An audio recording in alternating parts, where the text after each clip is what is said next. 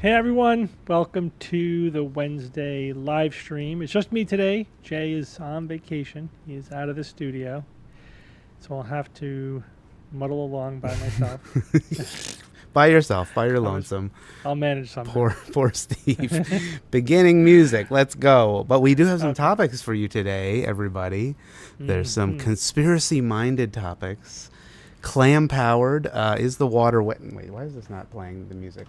Well, whatever. There should be music back here. And TikTok time. Is water wet and does it know? So there we go. Is water wet? Is water wet? Is water wet? I think by definition, right? Right, it has to be. Is one molecule of water, right? Like, isn't that it exhibits a property if it is one molecule? That a molecule is the smallest amount of something that exhibits its chemical properties. Yeah, so there you go. Yeah. So it does. So water is wet. Yeah. So there you go. There you go. That's the science of the day. So with the conspiracy, you're talking about the Trump assassination. Yes. Conspiracy? So I guess the elephant in the room, so to speak, or whatever. It took literally minutes. Less than that. Less than that. During. Instantly, there was an instant explosion of conspiracy theories regarding the attempted and failed assassination on Donald Trump, which is interesting. You know that it would happen so quickly. I mean, also extremely predictable. As soon as any big event happens, people start spinning conspiracies right away. Right. And of course, there's a few things to point out there. They're always in line with one's political views. Mm-hmm. Shocker. Mm-hmm. You know, people were using the same information to spin completely opposite conspiracies. Yeah. It's like, oh, the Secret Service failed to prevent this from happening. So either that means it was a false flag operation to stoke sympathy for Trump, or it means it was a genuine assassination attempt that was run, that was deliberate, like the powers that be were involved with it. And then people immediately start pointing out alleged anomalies, you know. Mm-hmm. And I think even for this one, because I think it was such an emotional event, whatever side of the spectrum you're on, it's this kind of thing, like somebody managed to get multiple shots off at a presidential candidate. I mean, it's a big deal. Right. It is a big deal. And I think because of that, like big historical events require big explanations. It's kind of like the logic there.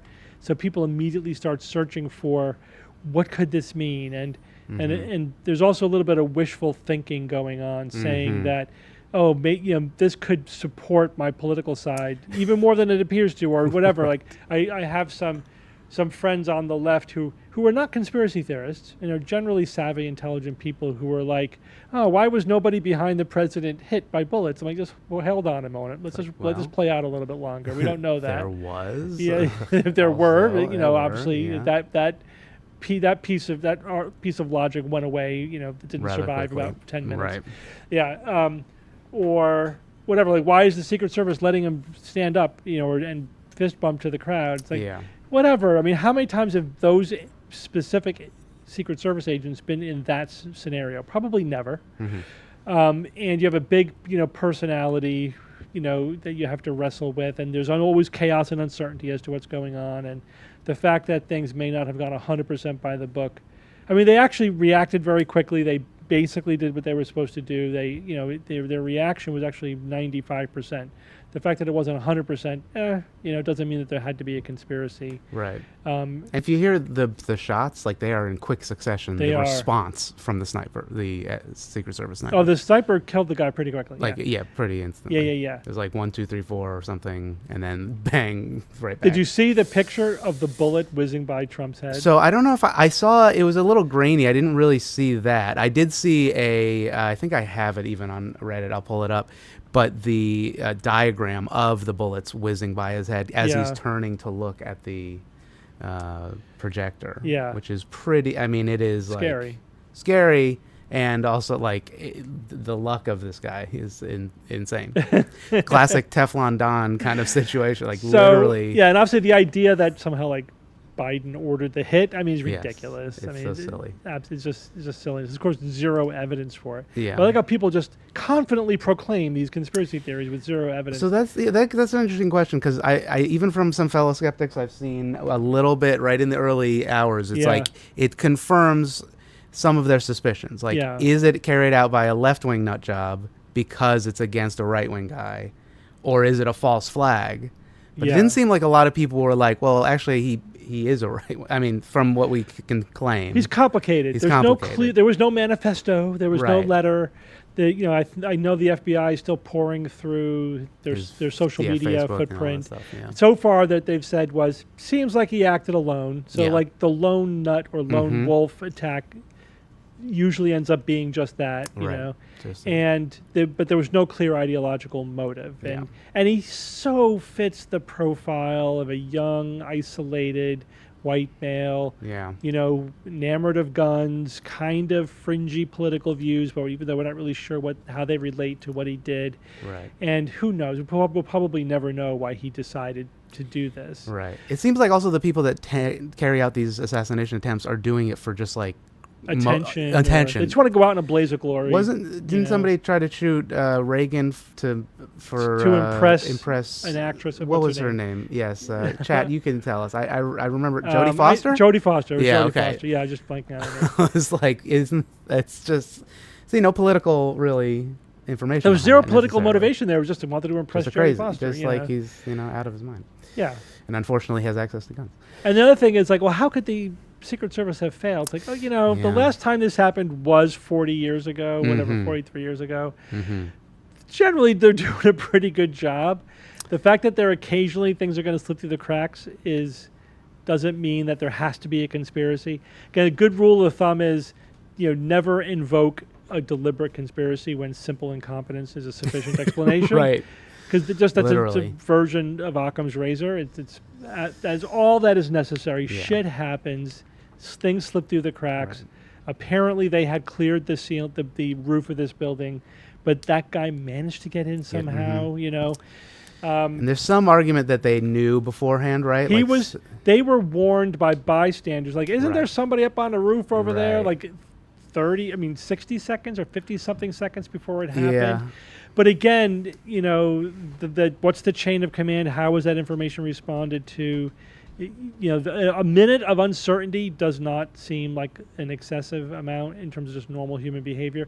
Plus, there was also speculation that the shooter, because they basically, that they saw him, he then was rushed. Then he's like, "Oh, I better get these shots off fast before they kill me." And that might have been part of the reason why he missed. Yeah. Although apparently he didn't make the cut for his high school shooting club because his skills were poor. Well, there you go. See? again, whatever relationship that has to. Yeah. Yeah. There was also some, not necessarily conspiracy, but claims that it was a teleprompter that exploded. Yeah, I heard from a that. I've shot. heard conflicting reports. A bullet hit his ear, or the pieces of the teleprompter hit his ear. I don't know if there's been a definitive answer to that. Yeah, I think they question. Not that it basically matters. accept that it was a bullet, like it Yeah. wasn't the teleprompter. So that, it's a lot of those things like happen in the moment, and Yeah.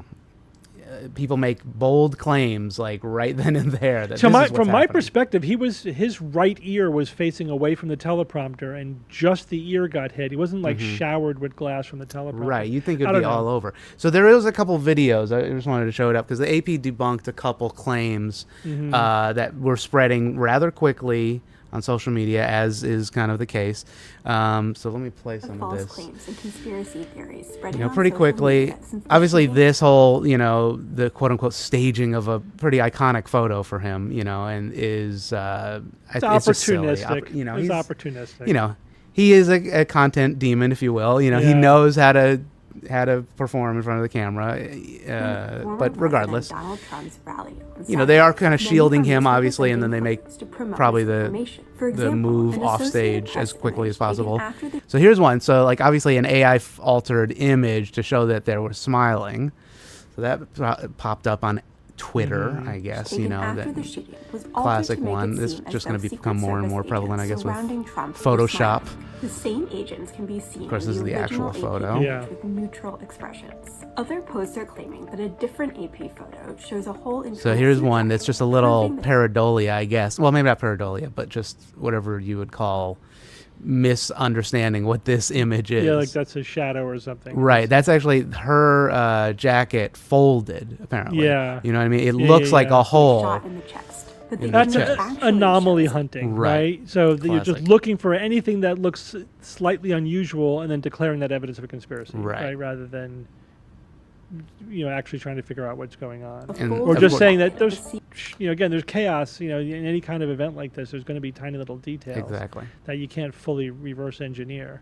Secret So this one, of Service course, there's like a agents photo protecting Trump. It's just a button earlier on her jacket. with nothing. Yeah, there's no hole there, of Clearly course. But the claim is, oh well, they doctored this one. Like there's like Yeah, we such could a always- classic. That's the conspiracy. There is no hole Yeah. in Trump's jacket. Trump wrote on social media that he was shot in the upper part of his Yeah, right so, I ear. mean- A motive for the attack remains unclear. Yeah. Okay. So anyway, so that was that. Let me see if there's some other ones. These ones are what's happening right. Information and conspiracy theories that spread moment. rapidly online.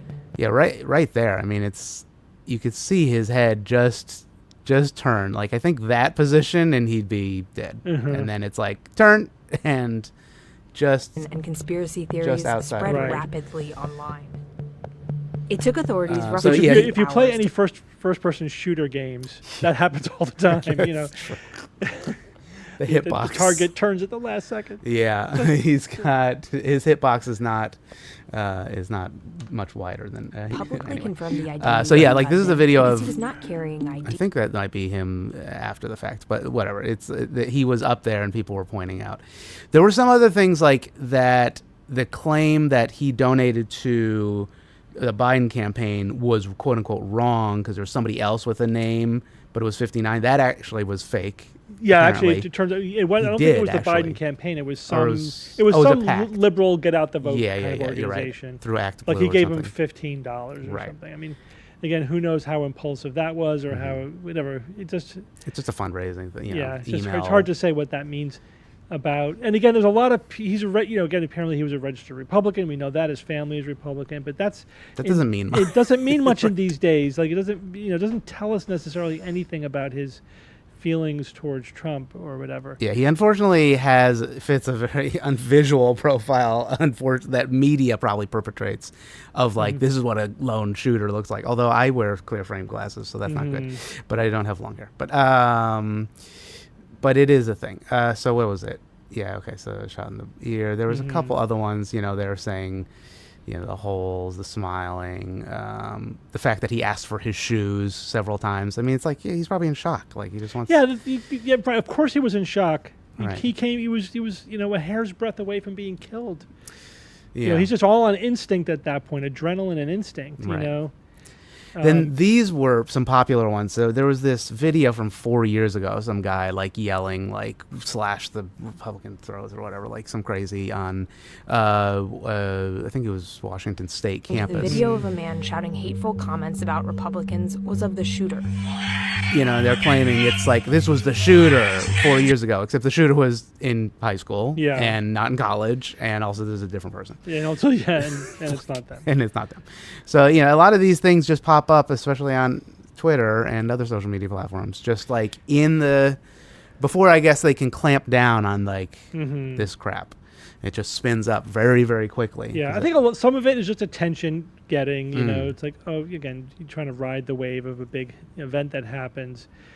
Part of it, I think, is just there's a psychological aspect to it. You know, events like this can generate anxiety. It can generate a sense of being out of control. Yeah. It is disconcerting to think about how much history can zig or zag depending on tiny little quirky random details. Millimeters, inches. Yeah, I mean, think, yes, less than an inch, and we would be in a very different place right now politically in this country than where we are. I mean, concerning. it does cause anxiety, and there are psychological studies that show that when people are feeling anxious or feeling vulnerable, they are more predisposed to conspiracy theories and conspiracy thinking. So it's not surprising. Saying that, oh, like there's this big, deep explanation for this gives us some illusion of control. You know, like, oh, we have an explanatory narrative for this. It's not just chaos and randomness, you know, that it appears. So that's, you know, I think that's why those things happen. Also, there is, I think, this just intuitive sense that big historical events require big explanations. And a small explanation for a big historical event just doesn't feel right. Was JFK really shot just by some lone nut? You know, there's got to be something more to the story than that. That's our intuition. But it's wrong. Our intuition is wrong. There is no reason to conclude that big outcomes need to have big causes. You know, little causes can have big outcomes. That's just the nature of reality. It's like the hole for want of a nail kind of narrative. You know? Yeah. Sometimes history turns on stupid little things. And why shouldn't it? That's just the nature of reality. There are so many variables at work, you know. Any student of history probably has their favorite examples of the things like this guy had a cold on this day and therefore he wasn't available, whatever. You know, right. Wasn't World War I started again because it was triggered anyway because of the assassination of Duke Ferdinand, and you read the whole series of events like the shooter missed his chance and then ran into him later on I don't know. It was like this sequence of unlikely quirky events that led to his ultimate assassination. It wasn't some, you know, like preordained, clear a series of events. It was quirky chaos. Life is quirky chaos. Just deal with it. Just accept it. Yeah. You know, spinning conspiracy theories doesn't change that basic reality. Again, it just gives you the illusion of some kind of control, but at the expense of real control, right? Because you're actually departing from reality, which is never a good thing. Here is that image that I was going to show just quickly. So, like, this is the positional, what they estimate is the position of the bullet there. Just whizzed by him and clipped him, I guess, on that. Or probably the first one clipped him. And then, so it's like very close. That is it. That history is in those inches. In an inch. Anyway, so that's probably, I mean, that's conspiracy talk for today. I think that's probably enough of what we can get through today. There were some other things that we can go through. Clam Powered. So I don't know if you saw this article, but giant clams may hold the answers to making solar energy more efficient. This is on my short list to talk about on the show tonight. Okay, so maybe we'll... Well, we could chat about it very quickly. Yeah. The idea is we're looking for things in nature that highly efficiently capture photons. Yeah, and have been doing it for millions of years. Right, because they've had millions of years of evolution to tweak the system. Evolution's good at optimizing systems like that, right? And so there's a lot of things where like bio-inspired technology is a thing, right? Where like whatever, some configuration or arrangement or geometry or whatever that nature hit upon after millions of years of tinkering or longer, we're just trying to then use that as inspiration for creating technology. So here, they're trying to figure out how to have an arrangement of whatever, of photovoltaics that capture the most amount of light. Whether this will lead to anything is a separate question, but this is sort of the basic science level of, look, this clam is the most efficient light capture in the world, apparently. And maybe there are some lessons that we could learn from that might help us tweak our photovoltaic technology. Because think about it, even squeaking out a few more percent of efficiency could be huge, in terms of the net effect globally. So right now, talking about solar panels, the commercially available silicon solar panels are running around, I think it's 22 to 23% efficient. That means of all the light that hits them, they convert about 22 to 23% of those photons into electricity, right?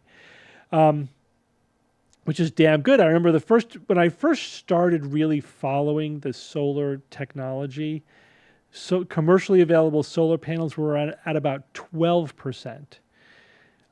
So we're at about twice the efficiency of what we were 15 to 20 years ago, which is pretty impressive. And that was just steady incremental improvements over the last 2 decades. And this makes a huge difference to the cost effectiveness. When you think about, if I want to produce 100% of my electricity by putting panels on my roof, how much is that going to cost? So apparently you need only half the number of solar panels that we would have needed 20 years ago to get that amount of power. And, but of course, manufacturing has gotten cheaper, techniques have gotten cheaper. So the cost per panel is also coming down. So solar is really getting cheap.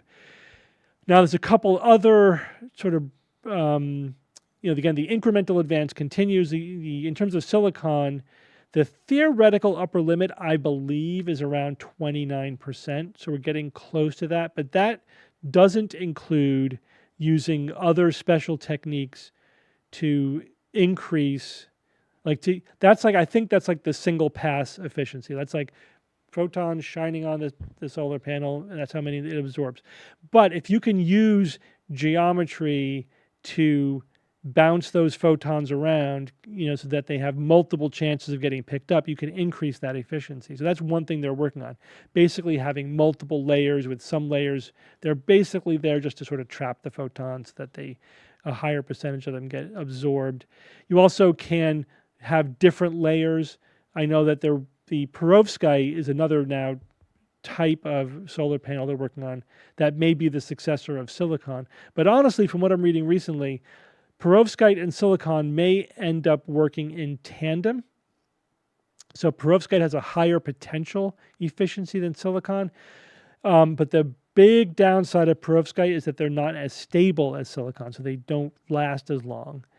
But and specifically when exposed to air, right? So the idea is you have multiple layers with sort of the silicon sandwiching in the perovskite. So the perovskite's protected, so it lasts longer, but now you have multiple layers that may have different peak efficiencies. And so you're trying to now capture all of the light by having different layers that are optimized for different, basically, colors of light. And there in the laboratory, you may get up to like in the 40s. The other technology is the organic solar cell technology, which the organic solar cells are cheaper, thinner, lighter, and flexible, right? So now you're talking about just rolling out a sheet onto your rooftop, for example, rather than installing these heavy, rigid panels. Downside of organic is that they're not as efficient as silicon. Again, when I first started following that technology, they were down in the 6 to 8% efficiency range. I read not too long ago of the latest one that they're up to about 15%, which is still less than silicon, but now we're getting up to commercial viability. Like at 15%, just because they're so cheaper. If you're talking about like how much electricity per dollar, they're starting to compete with silicon at that level. And there's, at least at the laboratory research stage, there are mechanisms to get that even higher. So into the 20s. And if we can get, if that's the case, they would, they may replace silicon, who knows? Just because they're so cheap and durable and flexible, et cetera. So there's a lot going on. There's research coming out almost every week. As I'm going through all my science news stories, there's always something about some incremental little problem being solved with one or the other solar panel technology, photovoltaic technology. So there's every reason to think that they're going to continue to get faster, better, cheaper, right? the over time. They're already at the point where it's like the cheapest source of energy, but in the next 10, 20 years, they're going to be amazing. And it's going to get to the point, even if we're just looking at, just extrapolating out from our current research and just looking at the theoretical limits of this technology, where there's no reason, not to have solar panels on everything, and that could go a long way to providing for our energy needs. Right now, if you put like just current average silicon solar panels on every rooftop, every residential home in America, what percentage of our electricity would that produce? Every home? Yeah. Just residential, just every residential home, just rooftop solar. I'll say 30%. Good, 30%. That is exactly correct. Wow, About good. 30%.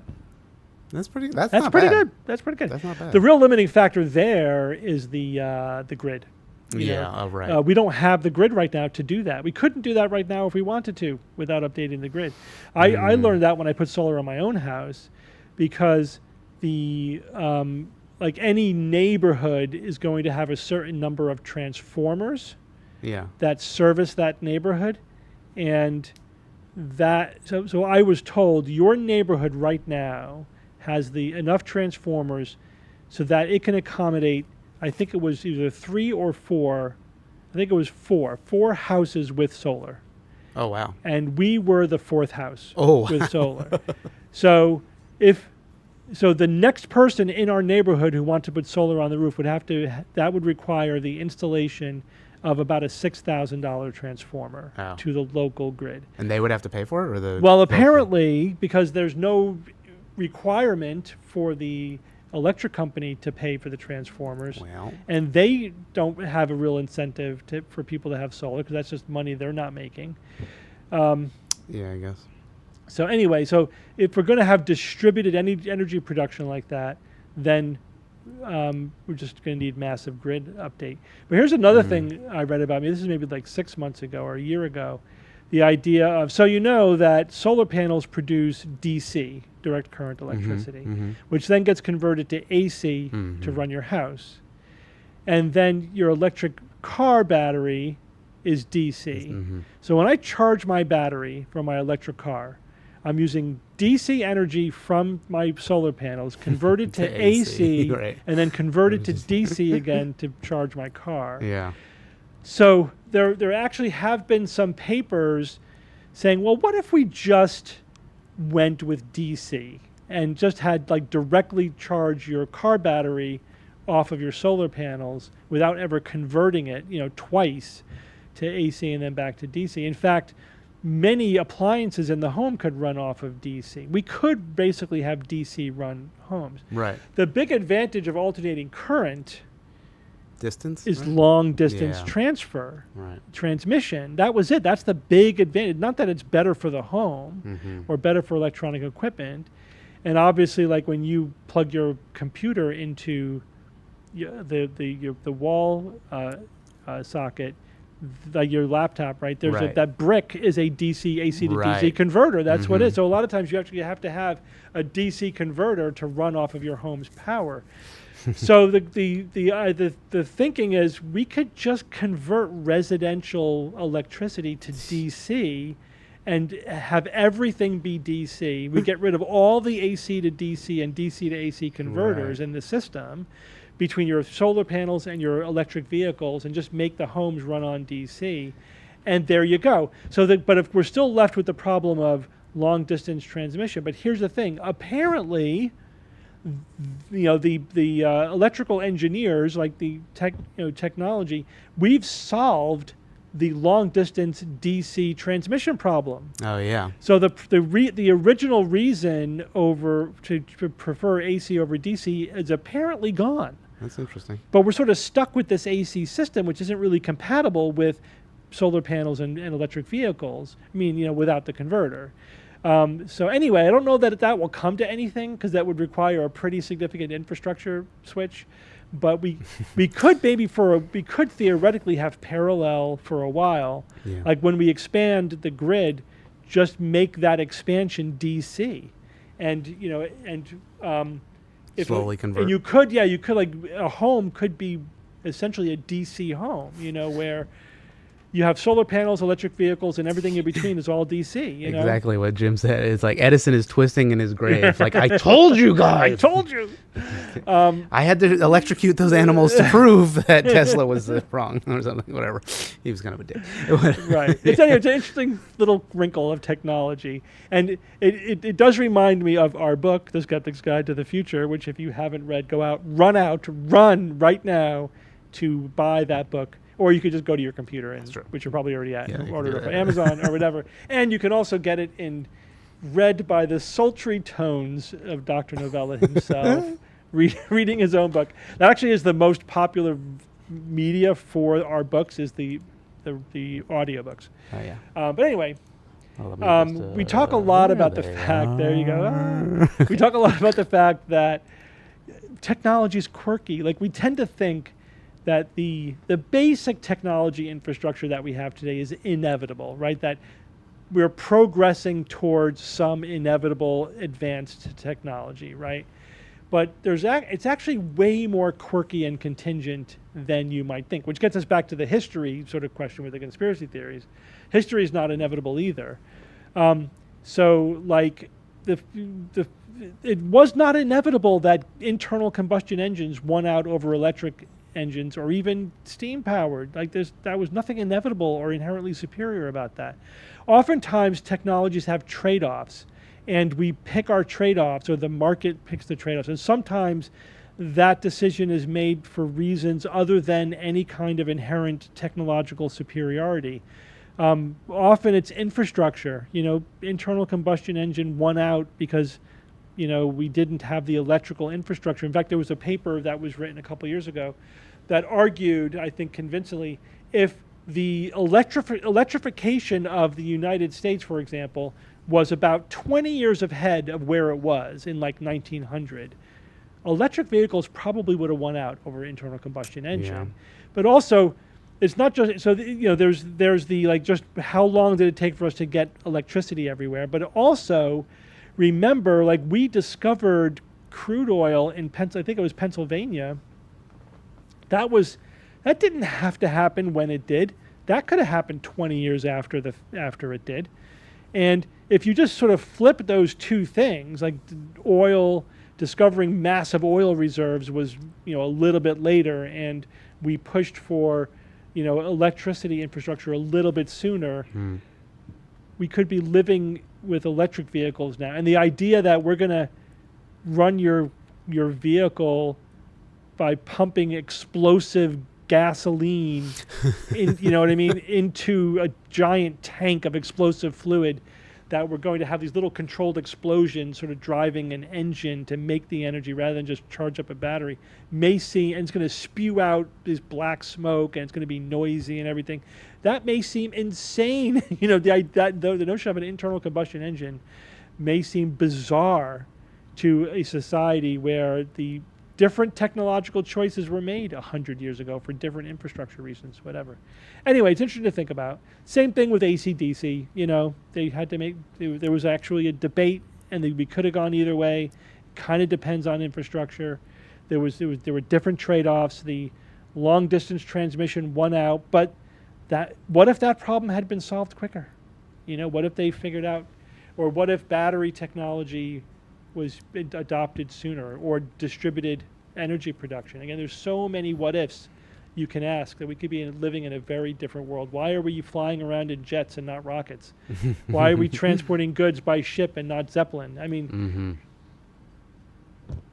these are all different possible alternative presents that we could be living in. It's interesting to think about. I mean, was the Hindenburg like Yes. that was it? It was Yes. just like, forget it. Yes, the Hindenburg pretty much killed the whole Zeppelin It wasn't like industry. on its way down. No, it was pun intended. thriving. It was Yeah. thriving. And of course, so the choice to fill those big things with hydrogen instead of helium was another choice yeah, of course. that was made.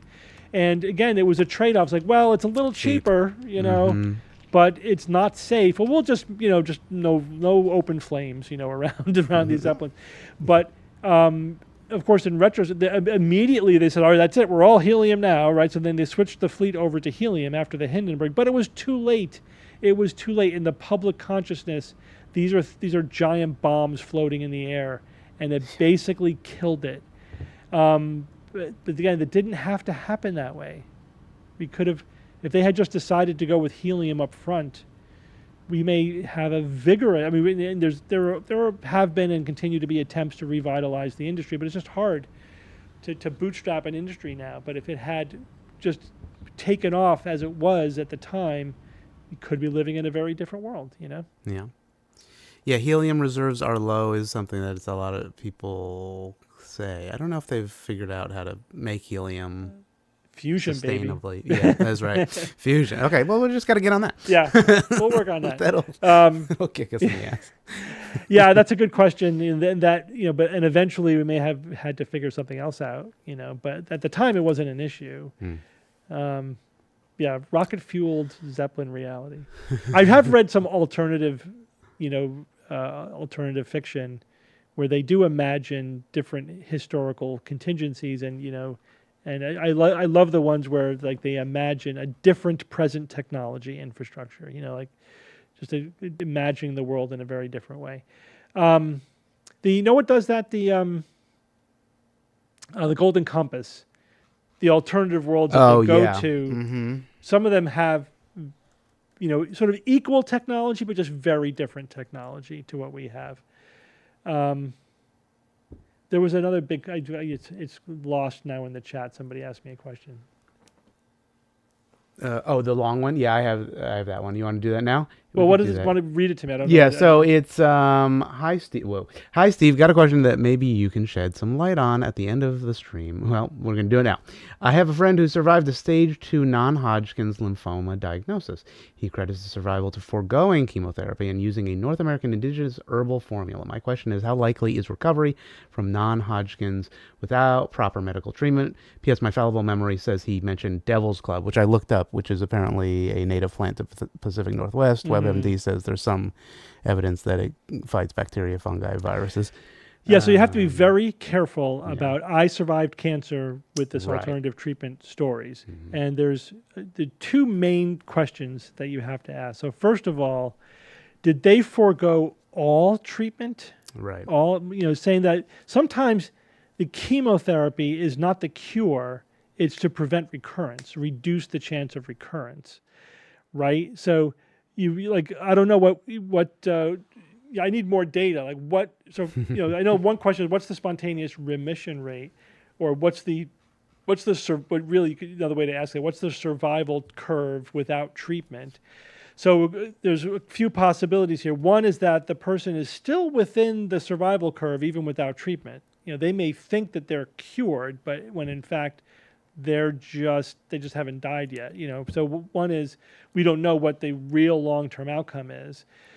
Two is they may have gotten treatments, but didn't get all of the treatment, right? So, and that's very common with. I'm not. I have to refresh my memory about non-Hodgkin's specifically, but just speaking generically, like I know definitely with many solid tumors, like breast cancer is a classic one.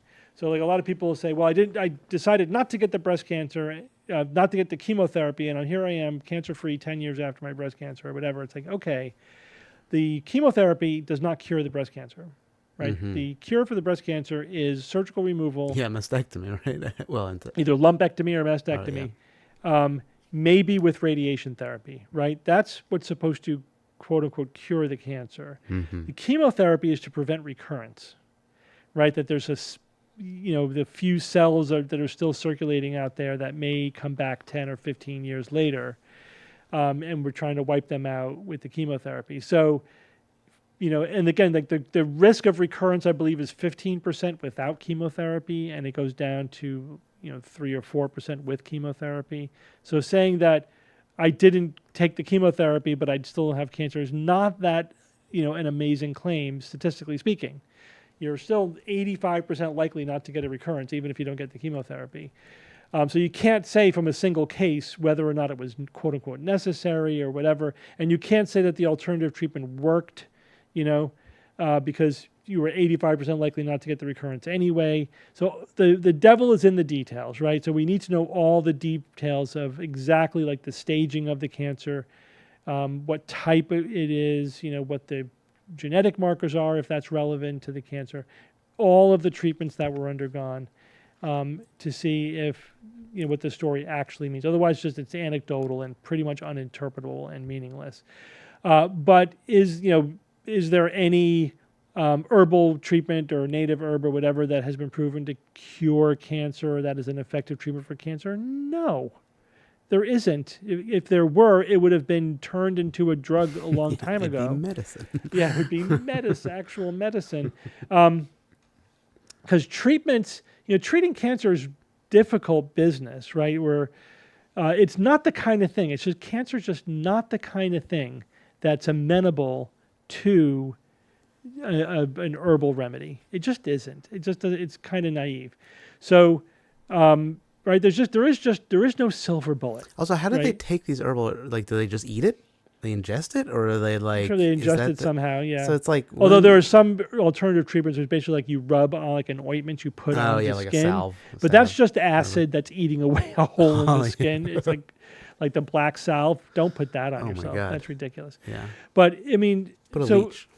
Again, the notion is like there's often some magical thinking about it. Like it's rebalancing the whatever and the Who's Watcher. It's like there's no, that's not going to cure cancer. I'm sorry.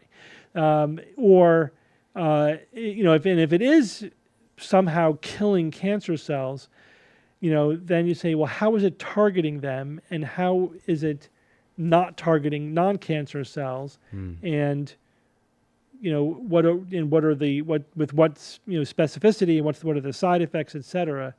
There's just no free lunch here. You know what I mean? The idea, this notion that there's going to be some magical herb that's going to magically take away your cancer without any side effects or whatever does not sit well with reality. There's just no way for that to make any sense out of that,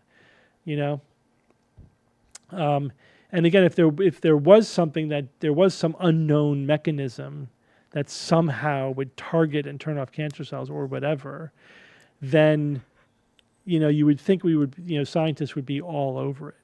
Right? I mean, there's a massive research infrastructure for cancer. It gets a ton of funding. A lot of people are into oncology and cancer research. That's not the kind of thing that, first of all, if it worked, it'd be pretty easy to show that it does work. And if it did, essentially in medicine, there's two basic ways that that treatments go. Either we figure out the mechanism and then we base a treatment on that known mechanism, or we figure out that something works and then we try to reverse engineer the mechanism. Right? Mm-hmm. And things happen both ways.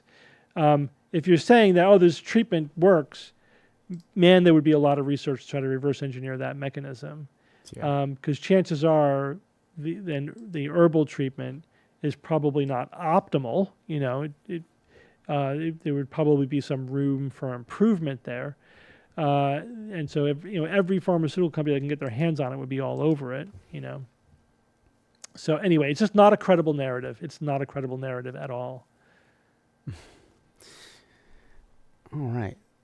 So we do have some TikToks we could jump to if we want to jump in there. If there's any other questions in the chat, maybe before. Oh, somebody did ask, what's the difference between non-Hodgkin's and Hodgkin's?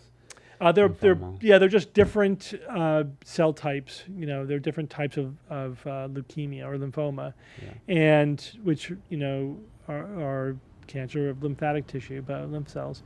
I forget. This is not my area of specialty. So. Apparently, it's a Reed-Sternberg cell is in Hodgkin's lymphoma and not. Yeah, there's some technical difference Is in like- the cells, yeah, but I so- forget off. the top Apparently, of my head also what that is. non-Hodgkin's is more common than Hodgkin's. Mhm. So there you go. And they're different cancers. So They which just came first, yeah. the Hodgkin's or the non-Hodgkin's? I don't know. That's the eternal question. Probably the Hodgkin's.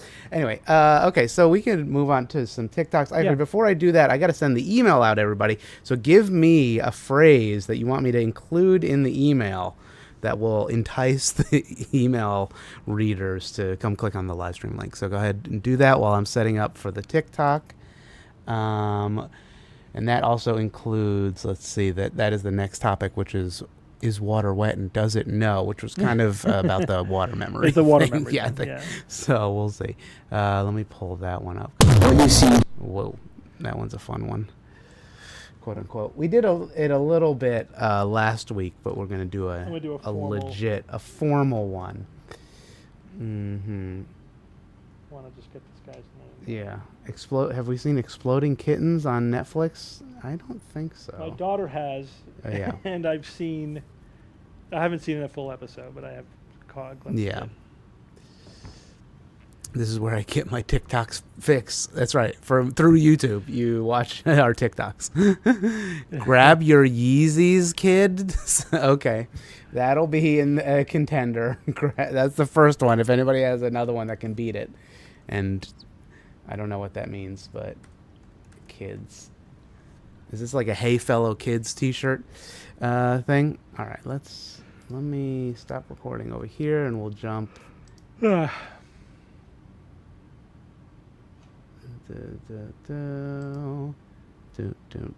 right, here we go. TikTok. Don't stop. Oop, picture in picture. There we go. No, full screen. What you're seeing here is... Oh, Lord. They have an autoplay feature now, which is very annoying. Mm-hmm. Just like every time you click on anything, it autoplays. All right. Here we go. We're going to start our TikToks. Is water memory. You can do this.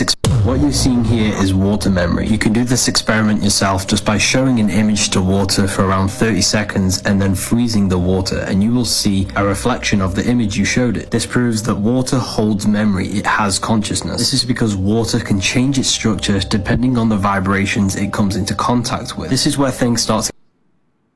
I think that's plenty of the nonsense. All right, we're rolling. No. Water does not have memory, does not have consciousness. This is, I think, based upon a lot of work done by Dr. Emoto, who was the first one to sort of claim that like the structure of water crystals somehow responds to emotions, or he even, for example, would write words on labels on bottles of water, like happy or sad, and then the happy jar water would form pretty crystals and the sad jar water would form ugly crystals. But none of this has ever been demonstrated in a controlled scientific setting, right? It's just not true. It's classic pseudoscience, right? So you have a hypothesis that in this case has extremely low prior plausibility, right? There's no known mechanism by which water can react this way, that it has anything that you would consider consciousness or water memory or anything like that. Right? It doesn't see, it doesn't read, it cannot sense emotion. There's no plausible mechanism there. That doesn't necessarily mean that it's wrong. It means that it's overwhelmingly likely to be wrong. But if it were actually true, if that's how the universe worked, and for whatever reason that has completely escaped science so far, then fine. Then you have to go to the empirical side. You have to prove it, right? You have to prove that this is an actual phenomenon. And because it is so fantastically implausible, that means there is a high burden of proof, right? You have to show under really tight scientific conditions, and it has to be replicable. So what we have here, though, with these kinds of demonstrations is horrible science, what we would call it so bad we would call it pseudoscience, right? So in these have been studied. No one's been able to replicate this. Whenever you introduce reasonable controls, like blinding, for example, the effect completely vanishes. So like Emoto's research has been criticized. For example, he does not adequately blind the evaluation, or some of his evaluations were completely unblinded. He uses a lot of subjective outcome criteria, like what's a pretty crystal and what's a bad crystal. A lot of cherry picking, for example, like pick the prettiest part of the frozen plate and to represent the pretty crystal. It's like, well, you're just cherry picking the pretty part, the pretty subjectively part of the crystal. That doesn't obviously show anything. It doesn't demonstrate anything. So those are classic maneuvers of pseudoscientists: cherry picking, not adequate blinding, subjective outcomes, and then just declares therefore that the phenomenon is real based upon that absolutely weak and shoddy evidence, without ever being able to propose a plausible or known mechanism. And then the proposed mechanisms are basically like saying magic. Just so saying it's magic isn't an actual mechanism, right? Saying, oh, the water's conscious, that's not a mechanism. You're just throwing out a completely implausible magic explanation. So no, this is not science. It's not real. It doesn't hold up to any kind of careful scientific methodology. There's no possible mechanism by which this can work. This is a really good example of pseudoscience. Alrighty, very good. Start to get a bit crazy with words. Stop. It's like any button I press it. Like Oh no, he does this. I love the schizophrenia one. Oh yeah, because the water apparently has the same misconceptions about what schizophrenia does that this guy does. Yeah, where is this? Because he says then you see the pictures like two different faces. That's not what schizophrenia is. It's not split personality. It's not anything to do with that. Oh yeah, this one. Yeah. With words. Placing the word schizophrenia in water and then freezing it shows this image of a double-faced person. This proves that water is intelligent. What? And does water speak English? Yeah, fair. Or does it? How many languages does it speak? Oh, it remembers all languages. Yeah. It remembers everyone that peed it out. All right, so let's move on. Could do the antimony in the air fryer. Oh yeah, what's that? Where's that one? That one's cuckoo for Cocoa Puffs. Cuckoo for Cocoa Puffs. Is it this lady? Was she talking about? No, I don't think it's this No, one. that was metabolic lifestyle. Oh yeah, that's the medication one. Neuroscience. Oh, this lady. To We did explain to that me? last time. Neurodiversity. I changed my mind. No, Oh god, wait a minute. Undiagnosed. Yeah. Oh, there it is. There, throw out your air fryer. But I just got So one. Actually, I didn't. The grill has one built into it, which is pretty cool. I know people say air fryers are kind of a waste because it's what an oven can do. It's the efficiency in an air fryer is that the volume is very small. Right. That's it. Yeah. So It's just one not meal, doing anything you know? magical. It's just that you're doing it in a very small space, so it does it quickly and efficiently. Right. That's all. So that's useful if you have the counter space. Yeah. Do it. No, I love my air fryer. There you go. All right, here we go. I'm not going to throw it away. So there. So my son has an autism diagnosis, and I took him to get his blood checked for heavy metals. He tested very high for two metals. One specifically was called antimony, and he was in the 97th percentile for that, which is a very strange metal to have in your body because it's usually found in gunpowder or flame retardants, and we couldn't figure out where he was getting this from. Until recently, when I discovered that our air fryer, which I've been using for the last 2.5 years to prepare his food, which is all organic, is not safe. Almost all air fryers use antimony in their electrical cords because it is a flame retardant. Now, I wouldn't have known that. I think that's probably Yeah, plenty. that's good. I'll cut it somewhere. All right. And we're ready. Can you get antimony from using your air fryer? No. So antimony is used in a lot of purposes. It is used in electrical equipment. It is an alloy that adds strength to many metals.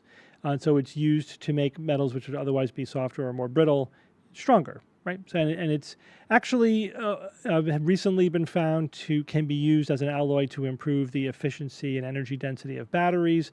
We're probably going to be seeing a lot more use of antimony in our electronics and our batteries.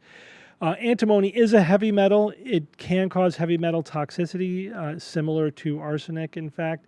But you don't get it from electrical cords. There's no plausible way that it would go from an electrical cord into the food. The melting point of antimony is over 1,000 degrees Fahrenheit. The vaporation point there, in order to get a gas to come off of it, of antimony gas, is in the many thousands of degrees. So it just doesn't get hot enough for that to happen. And of course, you would have a lot of other problems, right? There'd be a lot of other things getting, be turning into liquid and gas at those temperatures, not just the antimony. So there's just and this has been reviewed. It's been reviewed, by experts, and there's no plausible way that the antimony would get from the cord or any part of the air fryer into the food. Of course, this TikToker did not present any evidence that was the actual source of the antimony in her child. So didn't close the loop there. He just made a huge leap of an assumption that's not very plausible on close inspection. So there are other plausible sources of antimony. And so saying, where could it possibly have come from? Well, you could do a little bit more research there as well. First of all, I wouldn't take at face value one blood test for antimony. Often, it can be a false positive because antimony can be found in the test tubes that are used for blood tests. So if you have a positive test on the first round, you're supposed to get a follow-up test with antimony-free test tubes. So did that happen? Was this confirmed by a reputable lab who knows how to control for false positives? We don't know. So maybe that number wasn't even accurate. We're also told 97th percentile. That doesn't tell us much by itself either. There is a range of what is acceptable, in terms of the amount of antimony in the blood before it becomes toxic. And remember, 97th percentile, someone's going to, in a normal bell curve distribution, someone's going to be up there. It doesn't necessarily mean that that's getting into the toxicity range. So it may not be a level that causes any problem. I don't know, because I don't know the lab that they used and what their normal values were using. And that's just a vague way to report it. It doesn't really tell us much. Should have told us the actual amount. What are some plausible ways that somebody could have higher than normal or higher than healthy antimony levels? Probably in the home, the most likely exposure comes from PET plastics, because antimony is used in the manufacturing process, and a little bit of residue can still be in the plastics, and they can leach into food or water that is stored in them. So if you're drinking water out of PET plastic water bottles, you may be getting a little bit of antimony in there from the plastic, and that could be a way more plausible route of exposure than the electrical cord from your air fryer. So didn't really do a careful analysis there. Again, this has been reviewed. This claim that air fryers are dangerous because of the antimony alloy in the cords holds no scientific weight whatsoever. There's no evidence that that's an issue. Cooking with air fryers to minimize, your use of oil in cooking is actually a good thing. So this is a great example of using pseudoscience to fearmonger about a technology that actually is beneficial. And by throwing out your air fryer, not only are you wasting money, it may have a greater negative health impact than any alleged exposure to antimony or anything else that you may be getting from it.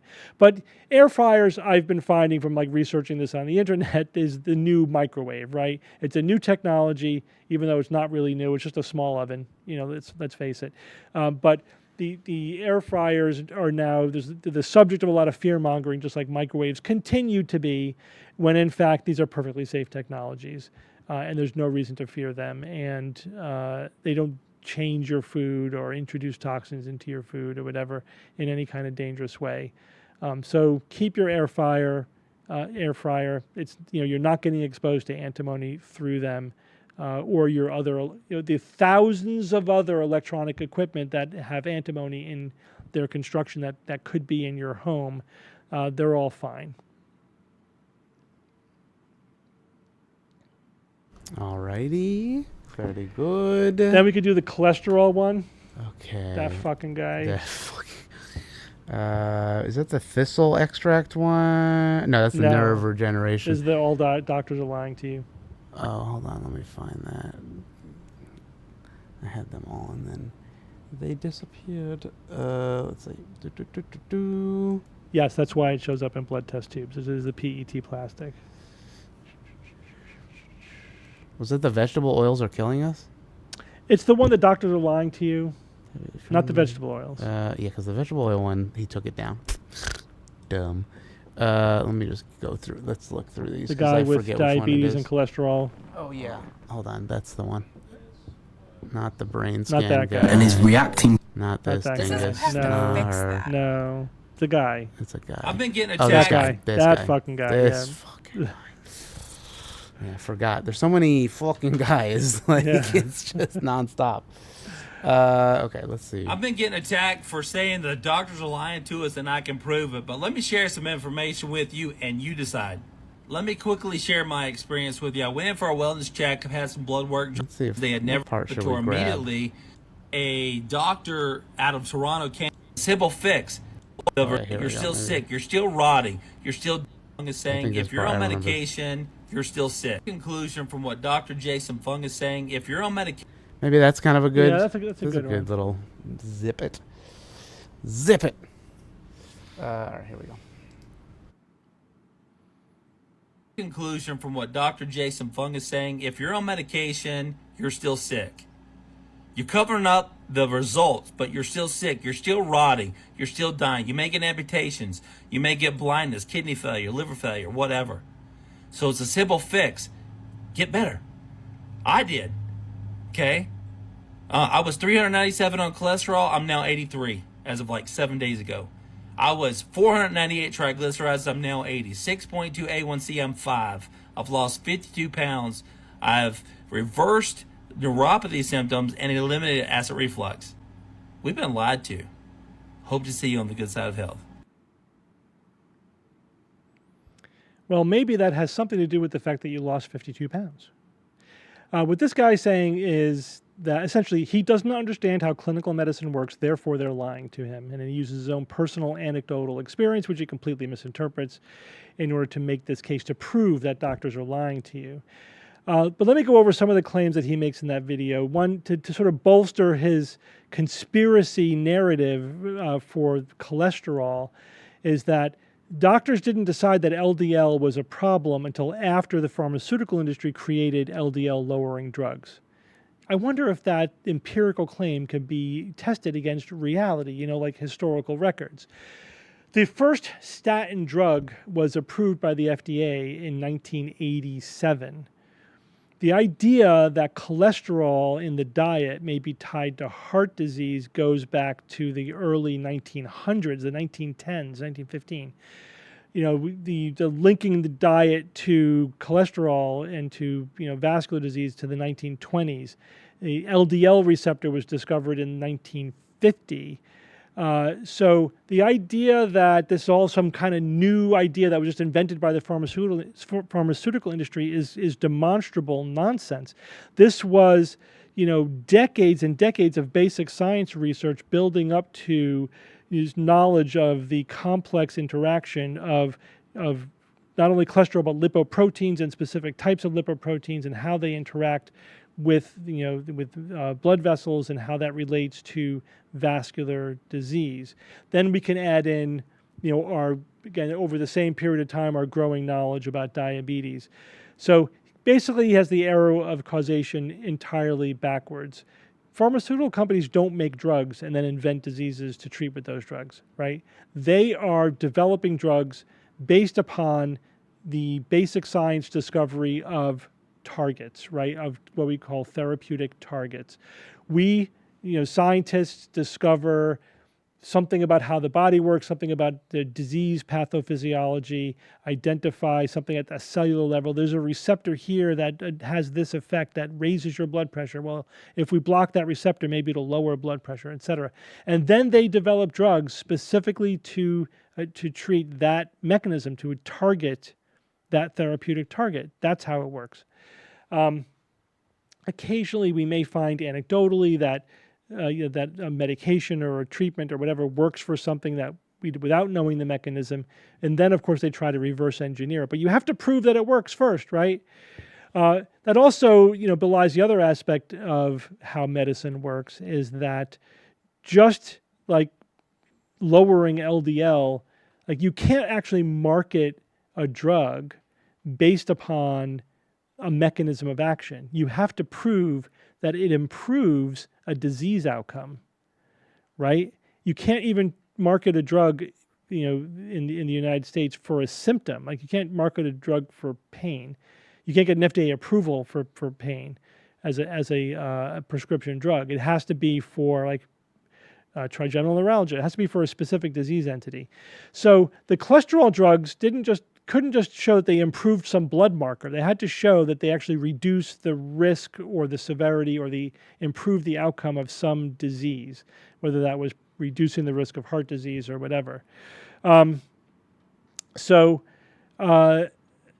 Let's talk a little bit about cholesterol, LDL, and diabetes, etc. This guy, again, was claiming that these drugs, if you're taking drugs, you're still sick. That's kind of a nonsensical statement to make, as if he's basically saying that all drugs are symptomatic and are just covering up the illness. That's demonstrably false. In fact, we have multiple categories for drugs. For any treatment, intervention, any medical intervention, we think of them in terms of some are symptomatic, and yes, symptomatic treatments do not alter the course of the disease. They just reduce symptoms or improve quality of life or whatever. But then there are what we call disease-modifying treatments, right, or therapeutic treatments, that in order to be considered that, you have to demonstrate that you actually alter the course of the disease. With diabetes, for example, if you treat diabetes, you're not just covering up the diabetes, you're actually reducing the end organ damage that diabetes creates. You're right, you're reducing the risk and the severity of diabetic retinopathy, of vascular disease, of neuropathy, etc. So it actually improves the outcome. It is not just a Band-Aid covering up the symptoms. That's not what it is. So he's wrong. That whole idea that if you're taking a drug, you're still sick is demonstrably wrong. That is not how therapeutics work. Now, of course, not all treatments are curative. That's a different category of treatment. Curative would be like an antibiotic that eradicates a bacteria causing a pneumonia. Yes, that will cure the pneumonia. It'll eliminate it from your body. For chronic illnesses, they're remarkably difficult to cure, especially if it's some complicated combination of genetics and environment. But we can manage the disease so that you live longer, you have fewer symptoms, you have fewer negative outcomes. We could alter the course of the disease, slow down its progression, maybe even halt its progression, even if we can't completely reverse or eliminate it. With diabetes specifically, I mean, come on, everyone knows this is a combination of genetics and lifestyle factors. Of course you should exercise and lose weight and have a diabetic diet, that you're avoiding a lot of simple sugars, et cetera. That is 90% of managing and treating diabetes, is all the lifestyle stuff. Some people do need medication because of genetics or because just it's hard to do all the lifestyle things that you need to do. It doesn't mean that you don't also use medication if medication demonstrably improves outcomes, if it's disease modifying, right? So just that notion that you shouldn't use drugs because you're still sick is harmful. It's incorrect and it's a harmful narrative. You don't want to confuse or scare people away from drugs that will improve, or any treatment that potentially prevent disease, reduce disease progression, prevent negative outcomes from serious chronic illnesses. There oftentimes with these chronic illnesses, there is no magic bullet. They're complicated, and you do have to manage them with basically every tool that we have. Taking half the tools out of the box for some vague ideological misinformation is very, very harmful. So basically don't listen to anything this guy just said. Cool. All right, is that my 3? That was the 3. If there's any questiones in the chat, we will take some questions right now. It is Q&A time. Let's do the... Oh, wait. Not all medications are free of side effects. I would say no medications are free of side effects. All medications have side effects. Pretty much, that's the assumption. And we do research to carefully delineate exactly what those side effects are, how to minimize them, what doses they tend to kick in on, what people might be more likely to get those side effects. Yep. That's just basic medicine. Olivia says the Shogun is up for Best Drama in the Emmys. Lead actor and actress, 25 noms. AQ6 needs a comeback. I know. Shogun was awesome. Shogun was awesome. It's great. AQ6, I know. Our schedule has been difficult. We have so much going on, but we are trying to figure out a way to squeeze AQ6 back into our busy schedule. I think there's some ideas playing around that might involve behind a paywall so that we could watch things. So we'll see. Maybe through the Patreon. I am caught up on Doctor Who. Yeah. Yeah. The season's over, right? I watched the latest season. I thought it was. With Shooty. It was okay. Russell T Davies, right, is back as the writer, and I love him, and I think he's, some of the episodes were great. Some of the episodes were kind of weird, you always got a musical episode. You always got to tread very lightly. I don't think they pulled it off, to be honest with you. But it got stronger towards the end of the season. It ended pretty well, so I'm hoping. I'm always like this is with a new doctor, new writer coming on board, that they work out the kinks, and then we get back to like a real classic Doctor Who season, like at the height of David Tennant or the height of Matt Smith. Those were awesome seasons with those two doctors. Like of course, like some of the classics, like the Don't Blink episode. Like we need. Oh my gosh. I basically, but let's face it, Doctor Who is a campy science fiction that occasionally has brilliant episodes. Right. Right. That's what it is. I don't expect every episode to hit it out of the park, or like for there not to be ridiculous campy episodes, because that's not what you get from Doctor Who. But you watch it because occasionally there's they hit the sweet spot, and it's a really good episode. Yeah. Sometimes it seems they miss the camp, like they forget that it's supposed to be campy. It's like it can be okay. Yeah, it could be okay, as long as it's lean into it. Yeah. Oh, well. Right. If you lean into it smartly, right. It's like if it's like deliberately, ironically campy, that's fine. If it's like trying to be serious and is accidentally campy, could be bad. Yeah. All right. Well, I think that's all we got. Any other questions? Throw any questions at us in the chat before we skid out. Let me check Discord because I always forget. Our Discordians. How's everybody doing? Thank you for being here, Discordians. And we're in the live stream chat in there. So I think we still have some seats left for the afternoon show. Oh, that's true. Extravaganza in Chicago. The evening show was sold out. I pretty much the 1000th live episode is, I think, sold out. Yeah. May have one or two seats left. You could check. There may be one or two left, but I think it's pretty much sold if out. they cancel, we'll try to maybe open it up again.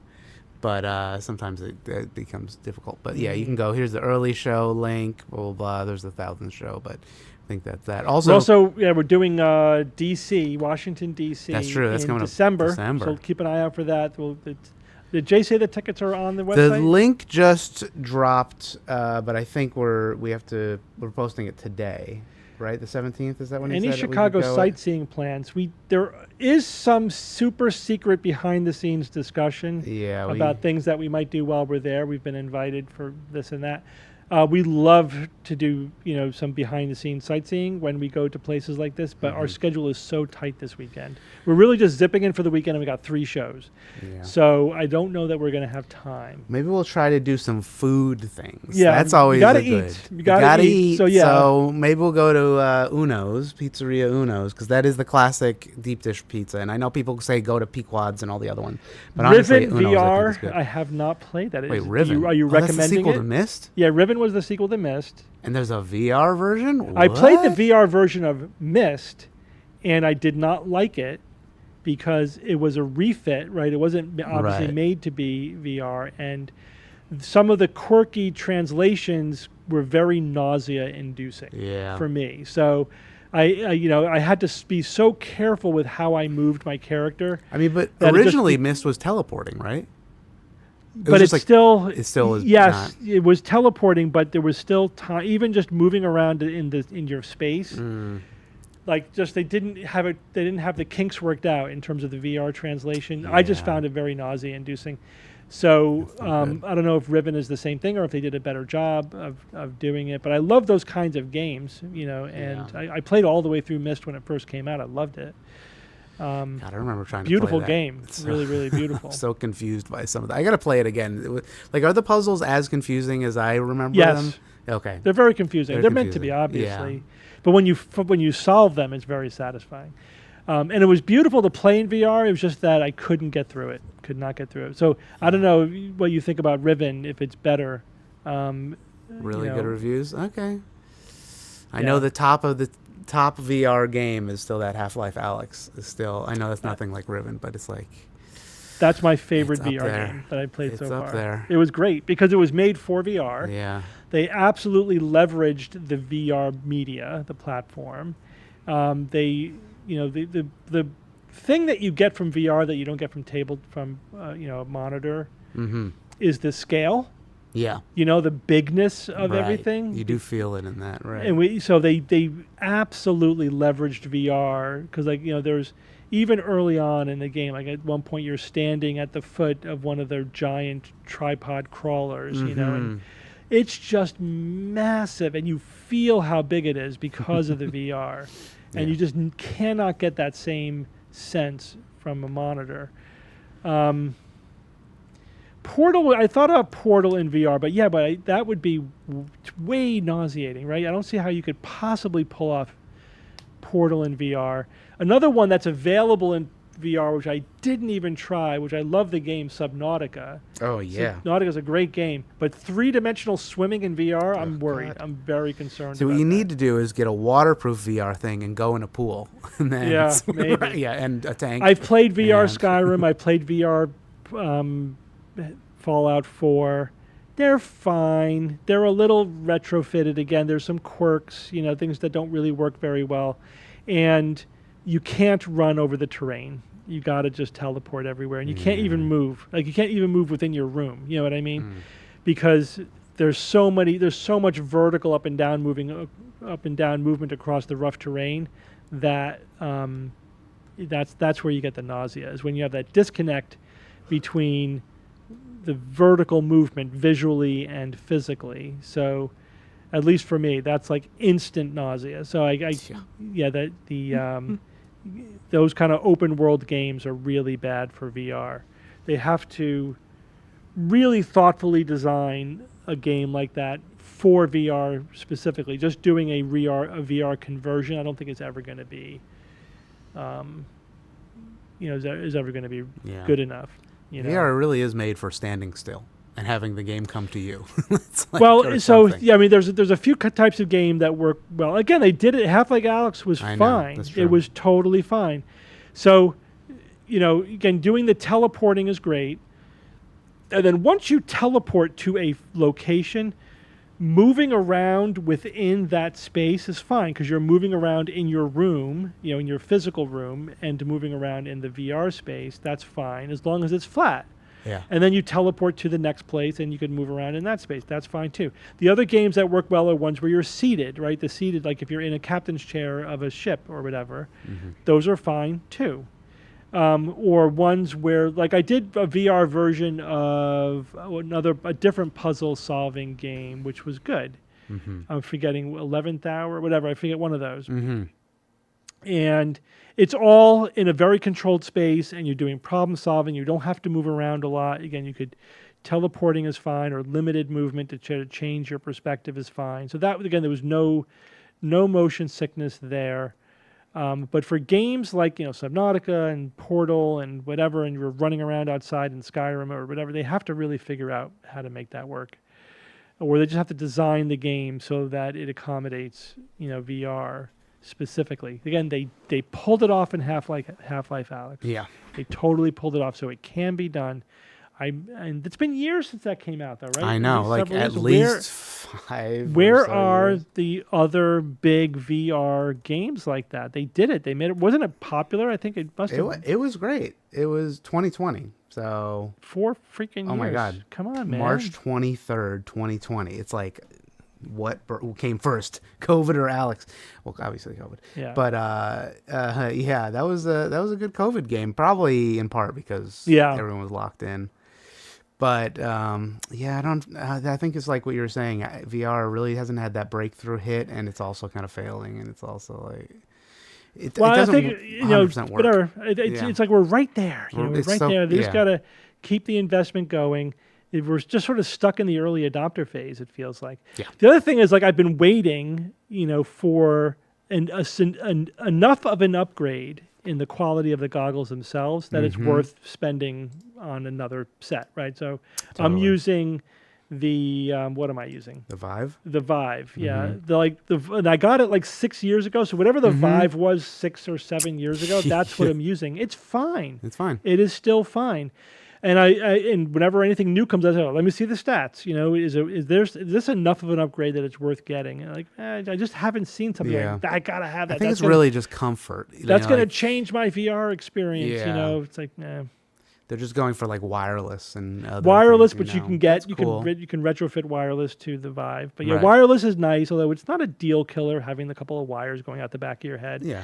You just get the long whatever. You could plug your headphones into the headset, so it's just one wire, Right. coming out the back. That's not a deal killer, but sure, wireless is fine. They're getting definitely a little bit higher resolution. They're getting better with the eye tracking. The progressive resolution, so that you have the high resolution right where your fovea is. Yeah. So that's sort of the big advance. They haven't increased the angle of view yet. It's still 110 degrees. Yeah, that is weird. The moment they come out with something that's any bigger than that, I would consider getting it, because that sort of tunnel vision thing, again, you get adapted to it, it's fine, but definitely that would improve the experience, I think, if you went to 120 or 130, 140 degrees. 140 would be super nice. Anyway, I haven't seen that yet. I have aphantasia and find psychedelics such as LSD or psilocybin temporarily cures it and allows me to see mental images.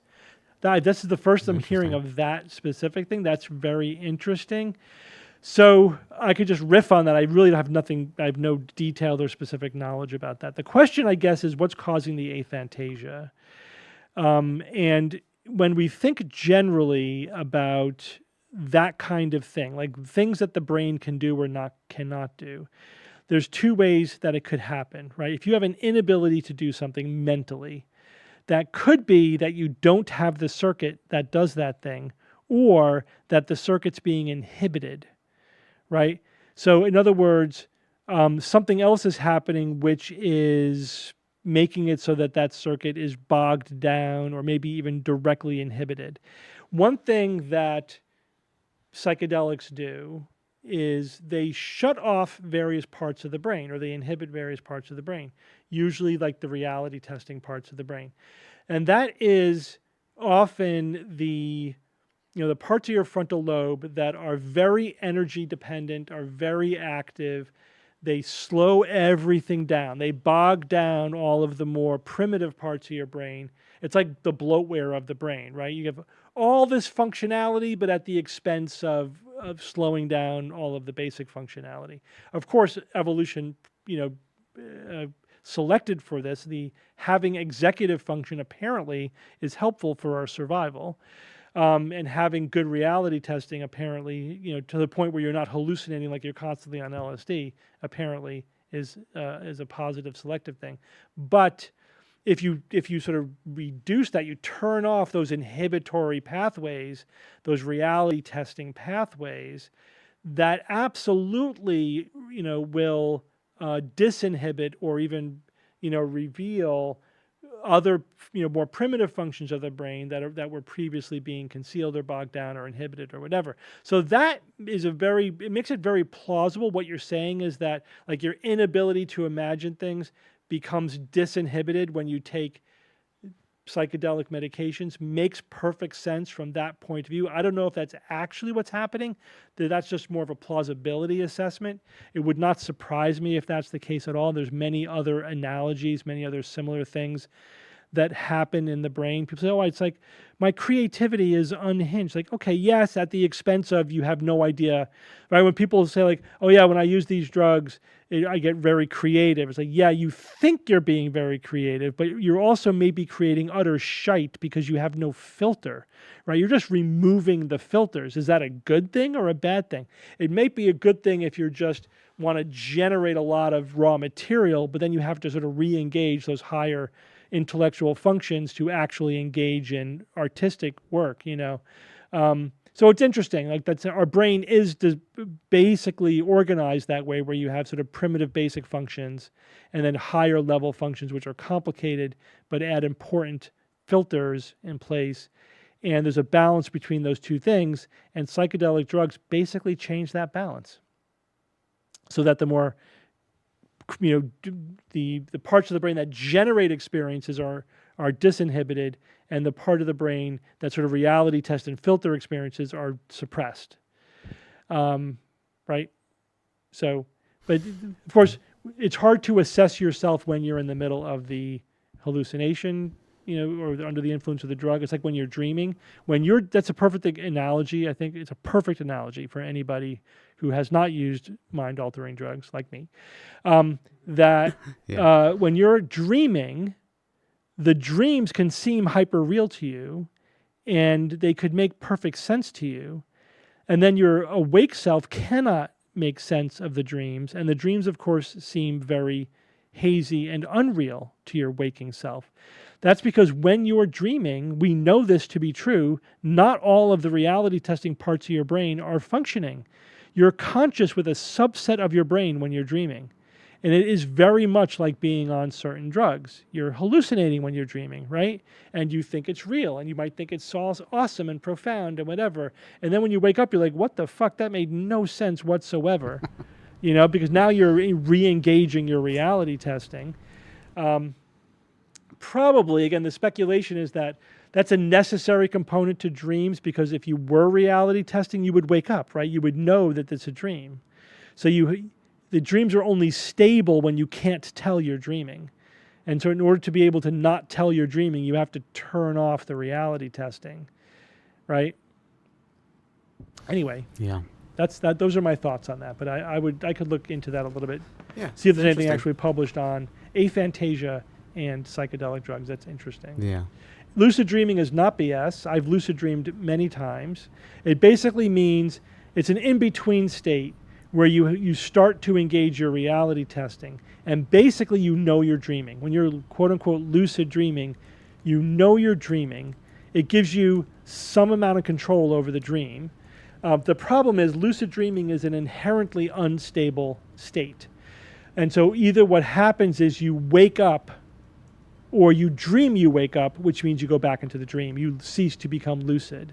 I've had lucid dreams where I'm like, oh fuck, I know I'm dreaming. I am dreaming. Holy shit, this is cool. And then I try to control the dream and see what happens.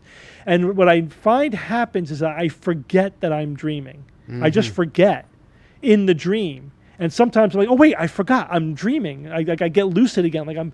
I go back and forth between lucid, non-lucid, where I just forget that I'm dreaming, and then I remember again because something triggers it. It's interesting, but it doesn't last. It's inherently unstable.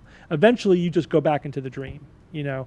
And then I if it's close to when you wake up in the morning, you're more likely to remember. Then I remember when I wake up the whole thing. You know, often I think those two things go hand in hand. It happens early in the morning, and that's when it'd be like right before you're about to wake up, and that's when you're more likely to do it, to remember it. Yeah. All right. I think that's enough. Yeah, I think we've done it for today. Mm-hmm. Happy Wednesday, everybody.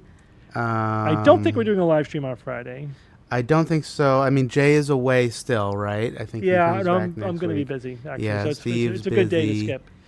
Yeah, we'll have to. But we'll be back next week. Next Wednesday, we will see you. We'll see you next Wednesday. See you next Wednesday. Rest in peace to Richard Simmons. He was pretty. He was pretty cool. He had quite the career, that guy. Quite the career. And Ruth. Ruth. Dr. Ruth. Dr. Ruth. I forget her what's full her last name. Yeah, hold on. Dr. Ruth's name is Westheimer. Westheimer. Such an iconic I character. know. More, I think where she peaked in the 80s. 80s, 90s, because 80s, wasn't she on 90s? Dr. Drew all the time Okay. when he was I kind of missed the not a Dr. Drew weirdo? phase. But She was yeah. making the rounds on all the talk shows because it's a doctor who talks candidly about sex. Right, you know. and she's also cute and short. Yeah, and so right. such a funny, iconic character. Yeah, she's like this typical, you would expect, a very reserved scientist who then talks about raunchy sexual things. Just as, in a clinical, say, what's not to love, right? Yeah. Yeah, she was, Media she was career something. began in 1980 when she was 52 years old. Wow, that's awesome. Good for her. So yeah. Yeah, she was had quite a 96 career. when she died? She rocked it. 96. Yeah, nice. That's pretty good. Good run. Pretty crushed it. All right, so I think that's it. Pulled no punches. Yeah.